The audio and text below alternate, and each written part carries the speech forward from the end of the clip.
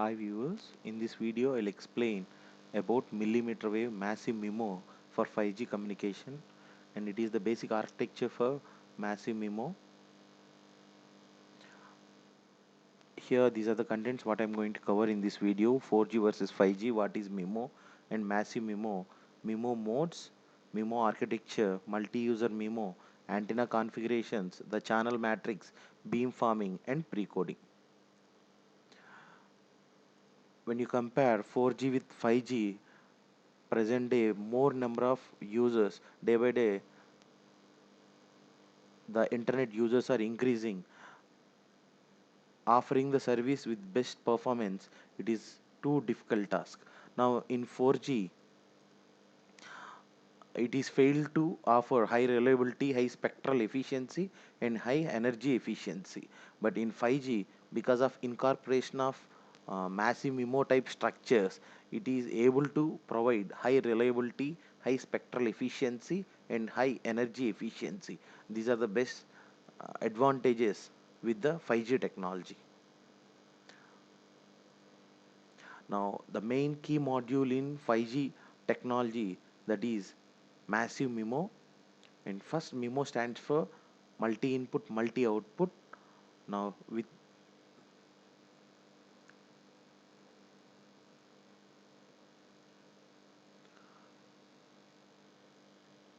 now advanced applications such as augmented and virtual reality need high quality streaming. Further, the network must offer much bandwidth and need to carry much more data. With MIMO, we can share more data with the spectral efficiency. MIMO uses two antenna elements to transmit two parallel data. These are the parallel data. And coming to the massive MIMO, it is going to have more number of antennas. We can take more than 64 antenna elements which allow multiple streaming. When you take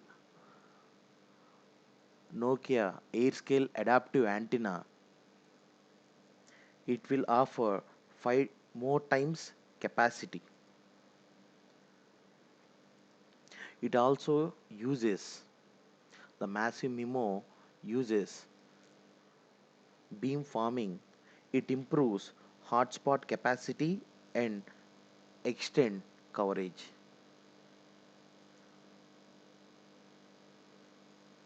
For future 5G, millimeter wave massive MIMO are very essential.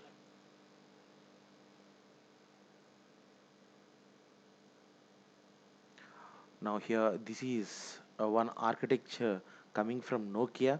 Here we can see more number of antennas. These antennas help us to increase the directivity.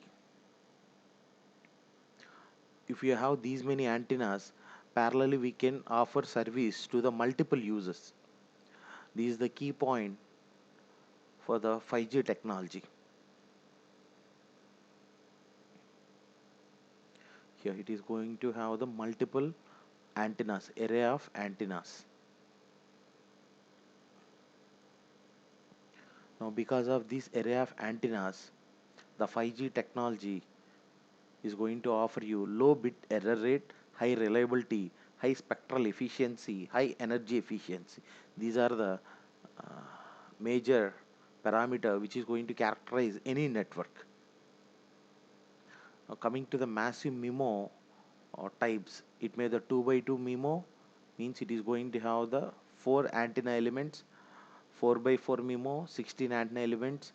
8 by 8 massive MIMO, it is going to have the 64 antenna elements. 16 by 16 massive MIMO, 256 antenna elements. 64 by 64, it is going to have the much more number of antenna elements. This is the basic classification of massive MIMO. Now you can observe the difference between MIMO and massive MIMO. 4 by 4 MIMO and 8 by 8, you can name it as massive MIMO. Above 8 by 8 and 8 by 8, they will comes under massive MIMO category. Now coming to the massive MIMO modes, when you are explaining about massive MIMO, first you need to explain spatial diversity, next spatial multiplexing, finally you need to explain beamforming. Here spatial diversity means which will send the same data across different propagation. Here it is spatial. In figure, parallel figure, you can observe spatial diversity. Parallelly it is going to send the same data across different propagations. Because of this the SNR is going to improve. Now here diversity we can define, it is product of number of transmitter antennas and number of receiver antennas. Here in the figure there are two transmitter antennas and two receiver antennas. Here the diversity is 4. Spatial multiplexing. Here multiple messages can be transmitted simultaneously without interfering with one another. That is nothing but multiplexing. Here we can use the OFDM multiplexing, that is the advanced multiplexing. Generally we are going to use in 4G. Now you can use the same multiplexing technique in 5G. Now here this spatial multiplexing help to increase the rate of transmission. Now coming to the beam farming, it is very important one in massive MIMO. Now it will help to focus a wireless signal in a specific direction. Here if you see these bottom two figures, here without beam farming the signal is going to transmit in a broadcast manner, but with beam farming we can transmit the signal with some directivity. Here if it is having the much directivity, we can increase, or the communication is going to offer you the high energy efficiency. Now these are the three basic modes in massive MIMO. Diversity will help us for parallel data transmission, multiplexing will help us to avoid the interference, and beamforming will help us to maintain high directivity. Now here this example will give you the much clarity on multiplexing. Without multiplexing, if there is no multiplexing, only one data stream, here only one data stream 1 is going to transmit from antenna 1 and antenna 2. In the first figure you can clearly observe. But if whenever you are using multiplexing, you can transmit two data streams, from antenna 1 data stream 1, from antenna 2 data stream 2. Clearly you can observe the difference between without multiplexing is figure 1, with multiplexing is figure 2, which help us for parallel data streaming without interference. That is spatial multiplexing, very important in massive MIMO. Now coming to the massive MIMO architecture, there are different architectures are there. Fully digital architecture means here it required more parallel RF chain. Fully analog architecture, only one RF chain, and it is going to use some analog circuit. But here these two, they have their own drawbacks. To overcome those drawbacks, here one hybrid architecture is proposed by the researchers. Here in hybrid architecture, it is going to use parallel RF chain as well as analog circuit. This hybrid architecture is simply a combination of digital architecture and analog architecture. In massive MIMO, millimeter wave massive MIMO, generally they are going to use this hybrid architecture. Now this is the basic, you can say it is the hybrid architecture of millimeter wave massive MIMO. Here in the transmitter side you can observe there is one pre-coding. In the receiver side, that is baseband combining. Transmitter is going to do the pre-coding process. Yeah, it is the hybrid architecture. Generally here we are going to use the hybrid pre-coding and hybrid combining process we are going to do. Why? Because it is going to have some RF array and that is analog circuit, and here you can say it is baseband pre-coding. This pre-coding, it is going to have some analog pre-coding as well as digital pre-coding. This is the basic architecture. This channel, here you can observe there is a channel between transmitter and receiver. Next we are going to define the channel matrix also. It is the basic massive MIMO system. You can say it as hybrid structure. Why? Because it is going to use the analog as well as digital. In massive MIMO, here you can use multi-user massive MIMO and basic types, multi-user massive MIMO and single-user massive MIMO. Now with the figures you can clearly understand what is the difference between multi-user and single user. Here in multi-user, at the receiver section there are multiple number of users, but in single user, one transmitter and one receiver, that is base station. Multipath. In MIMO, it is very important to discuss about the multipath. Multipath MIMO wireless channel increases robustness through multipath averaging or increases the capacity through spatial multiplexing. Here already I am explained about the multiplexing. Here in massive MIMO, it will offer you the multipath. Here you can observe first path and second path. Now coming to the antenna configuration, here before MIMO there are MISO, multi-input single output. Before that, single input multi output. Primarily it is started with single input single output. In single input single output, only one transmitter antenna, one receiver antenna.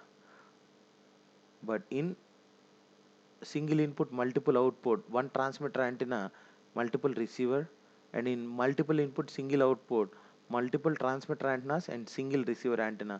In multiple input multiple output, you can see multiple transmitter antennas and multiple receiver antennas. Now what is the use of this MIMO, or what is the advantage of using MIMO when compared with single input single output, multi input single output? Means here channel capacity is going to increase. Why? Because in multiple input multiple output, it is going to have the more number of antennas. The more number of antennas are increasing, the antenna count is increasing, obviously the channel capacity is going to increase. Here with this graph it is clearly explained that in MIMO it is going to offer you more channel capacity. How to calculate the channel capacity in massive MIMO? Your channel capacity generally will measure in bits per second, that is equal to available spectrum multiplied with spectrum efficiency. Now this is the general formula for channel capacity. Now it is very important here how to define characteristics of multipath channel. Here MIMO will offer you the multipath and how to define this channel. Now here it is the transmitter side antennas and these are the receiver side antennas.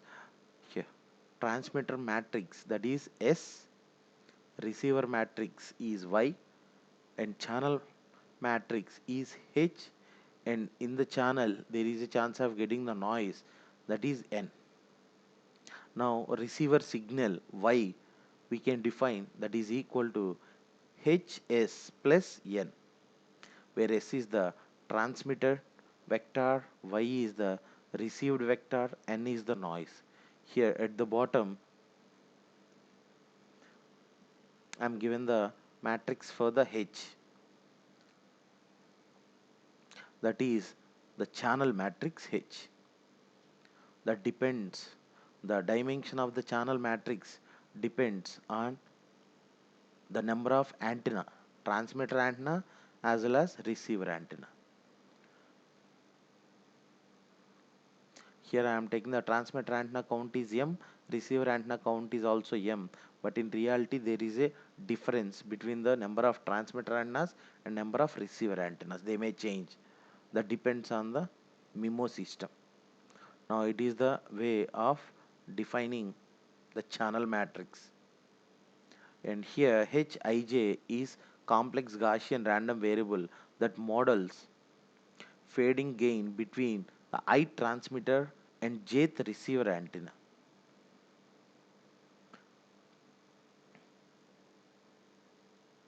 Now it is the channel matrix. Now I'm already explained about the beam forming. What is the use of this beam forming means it will offer high directivity. Other than broadcasting, the beam forming is going to send the data to the particular location. Here in the bottom figures you can clearly observe the starting one is the conventional array. In the conventional array of antenna, the signal transmission is in broadcasting, but whenever you are using any beam forming array, here the signal is transmitted in the required direction. Here, where is the main low, in the direction the signal is going to transmit. What is the use of this beam forming? Here at the bottom you can observe the Wi-Fi. In broadcasting Wi-Fi as well as with the beam forming Wi-Fi.